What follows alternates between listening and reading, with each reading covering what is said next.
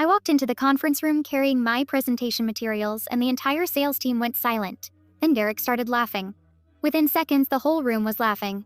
I looked down at myself, confused. My shirt was tucked in, my pants were fine. I didn't understand what was happening. "Nice pitch, Amanda," Derek said, still laughing. "Really groundbreaking stuff." That's when I realized someone had leaked my presentation, the one I'd spent 3 months developing, the innovative sales strategy I was about to present to the executives. I looked at the screen. My slides were already up there. Every chart, every strategy, every word, but my name wasn't on them. Derek's was. "What is this?" I asked quietly. My boss, Richard, looked uncomfortable. "Derek presented a sales strategy this morning. We were so impressed we asked him to share it with the whole team." "That's my strategy." The room went quiet again. Derek leaned back in his chair, smirking. "I don't know what you're talking about. I've been working on this for months." "You're lying. Those are my slides. My research, my data." Richard held up his hand. "Amanda, let's not make accusations. If you have a similar presentation, we can look at both." Similar, it's identical, but I could see from Richard's face that he didn't believe me. Or worse, he didn't care. I left the conference room while they were still laughing. I heard Derek make a joke about me being desperate for credit. More laughter followed me down the hall. I went straight to my desk and opened my files.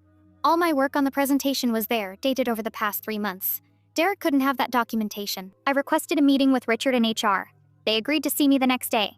That night, I barely slept. I kept replaying the laughter, the humiliation, Derek's smug face. The HR meeting was worse than I expected.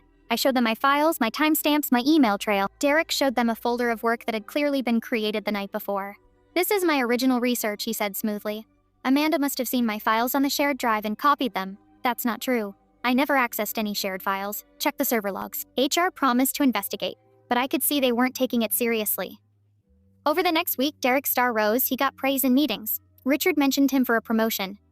Meanwhile, I became the person who tried to steal credit. My coworkers avoided me. In the break room, conversations stopped when I walked in. Someone left a sticky note on my desk that said copycat. I documented everything, every slight, every instance of Derek taking credit, every time Richard dismissed me in meetings. 3 weeks later, HR called me in. "We've completed our investigation. We can't definitively prove who created the presentation first, but we'd like to move forward positively."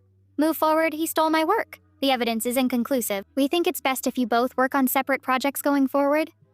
I realized then that they'd chosen Derek. He was Richard's favorite. He played golf with the executives. I was expendable. I started applying for jobs that night.